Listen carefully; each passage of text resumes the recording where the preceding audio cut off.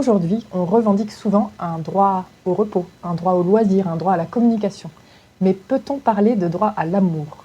C'est justement le titre de notre dossier spécial, Droit à l'amour et si on en parlait autrement, qui est consacré à un sujet délicat, mais qui concerne de nombreuses personnes.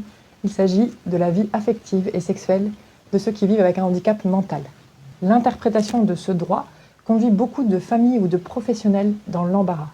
Car la sexualité n'est pas un permis que l'on délivre avec un code de la route à passer. Nous avons donc enquêté auprès de tous ceux qui vivent le handicap mental, leurs proches, les institutions, en poussant par exemple les portes d'un ESAT qui délivre un atelier sur ce sujet. Chaque situation est singulière dans ce domaine.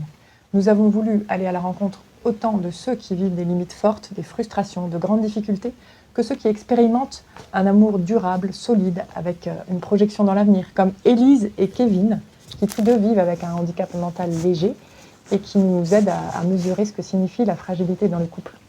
Et puis, il y a une question qui préoccupe certains et que nous n'avons pas voulu éluder.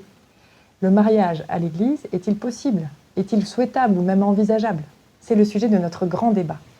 C'est justement un couple marié un peu détonnant, Florence et Philippe, tous deux avec un handicap, qui font l'objet de notre podcast, que vous pourrez aller écouter et partager, car ils sont très surprenants.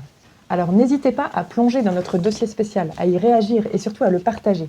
Vous pouvez aussi retrouver des contenus inédits sur notre site web. Et bonne lecture.